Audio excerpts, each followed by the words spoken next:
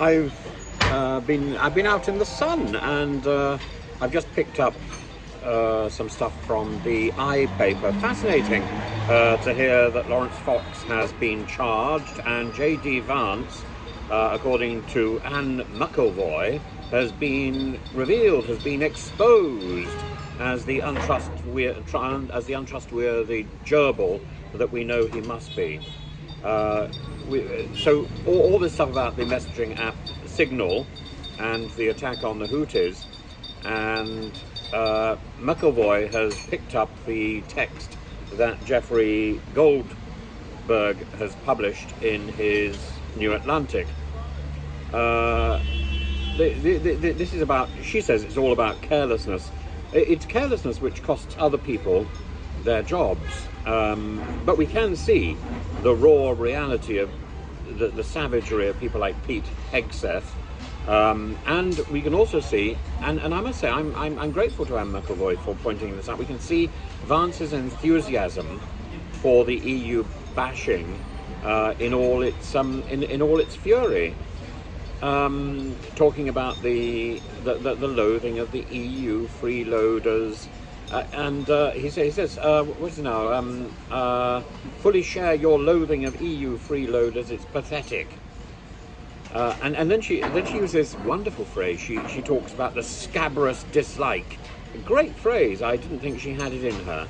And she also points out that all of this slightly overlooks the fact that it assumes, number one, that Britain, that the UK is part of the EU, which is a bit of an assumption in the Brexit age. Is the EU, is the UK still included in cussing the EU? Does that include Britain as well?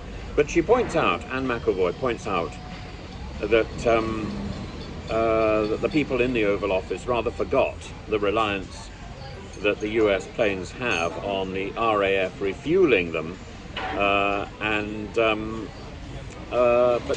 nevertheless, she gets into detail, and a detail that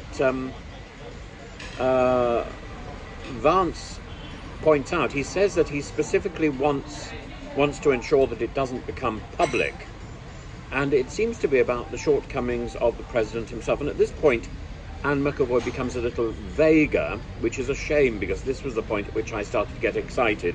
And indeed, the newspaper was headlining the article and flagging this up. But in fact, it's more a matter of tone than a matter of substance. I think she's right.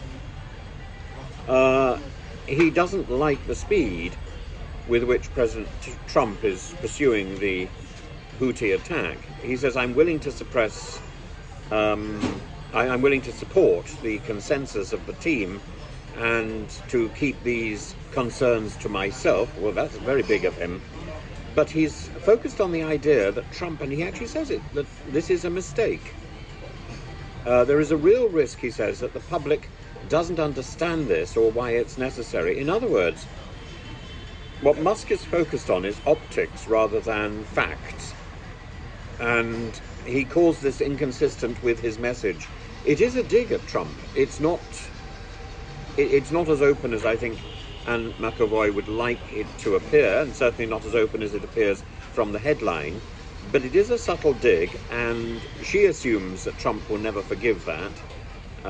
That Trump has a long memory and nurses grudges. Of course he does. But I think it's an interesting chink in the armor of the Oval Office, and it shows some posturing and some posing going on, and certainly the gerbil is overreaching himself. There's no doubt about that at all.